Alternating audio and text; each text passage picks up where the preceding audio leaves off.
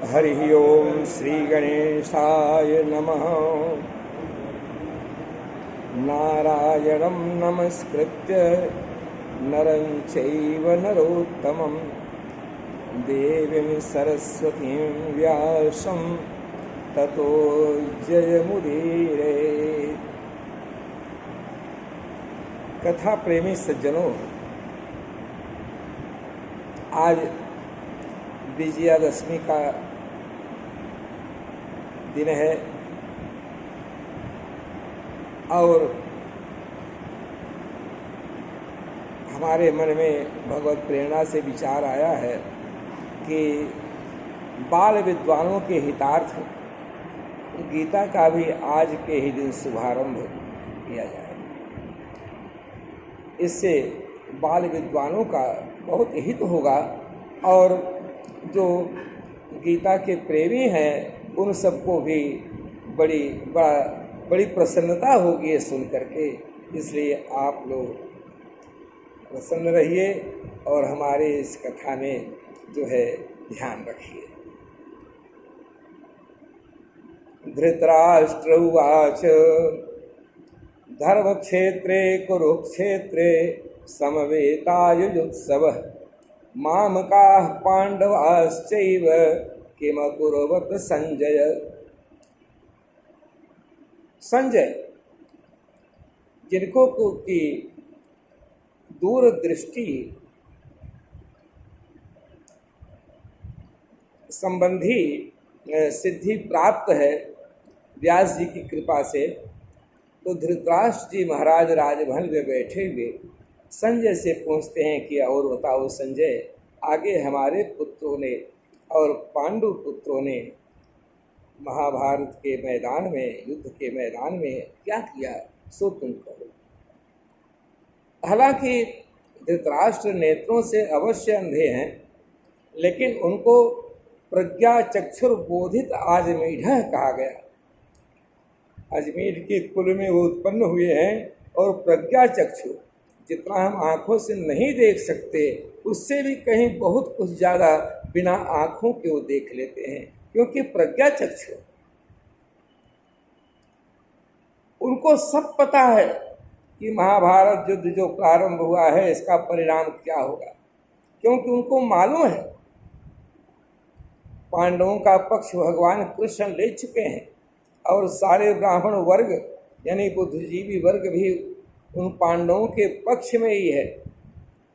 दो चार जो द्रोण आदि जो वेतन भोगी ब्राह्मण हैं उनकी बात तो जाने ही दो, लेकिन वो भी आधे मन से तो पांडवों की तरफ हैं ही, क्योंकि भगवान श्री कृष्ण का संकल्प है कि इस भारतवर्ष में, संपूर्ण विश्व में हम धर्म राज्य की स्थापना करेंगे। और धर्म राज्य की स्थापना से किसी का क्या विरोध हो सकता है।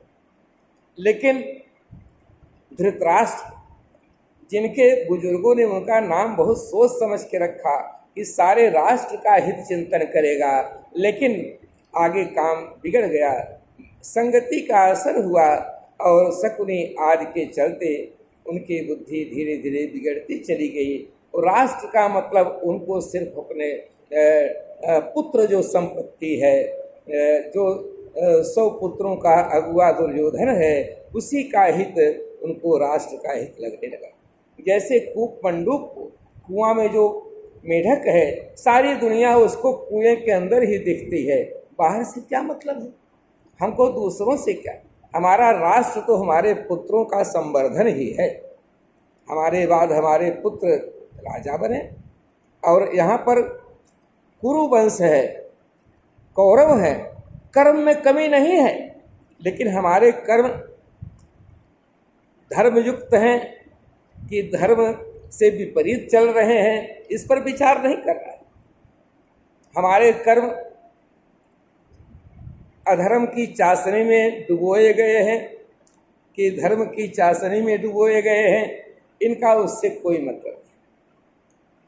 कन्हैया जी ने धर्म राज्य स्थापना करने का संकल्प ले लिया और धृतराष्ट्र का संकल्प है कि हम कौरव राज्य की स्थापना करेंगे, माने कर्म खूब करेंगे, खूब विकास करेंगे, लेकिन वो कर्म में कोई विवेक नहीं रहेगा कि धर्मानुकूल है कि धर्म के विपरीत है। तो भगवान धर्म के विपरीत नहीं, धर्म संस्थापनार्थाय संभवाम युगे युगे, वो तो धर्म की रक्षा के लिए आए हैं। और इसीलिए उन्होंने पार्थांस्तु देवो भगवान मुकुंदो गृहीतवान सक्षिति देव देव, सारे ब्राह्मणों को भी अपने साथ मिला लिए हैं, सब धर्म की स्थापना चाहते हैं, धर्मराज के स्थापना चाहते हैं। और भगवान ने खुल करके पांडवों का पक्ष ले लिया है।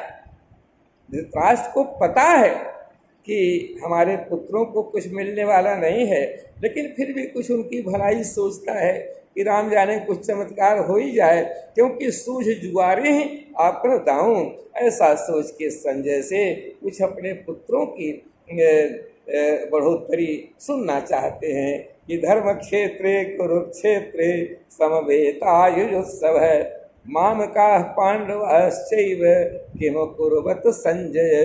हे संजय, हमको तुम यही बताओ कि हमारे पुत्रों की क्या उन्नति है। बोलो भक्तवत्सल भगवान की जय।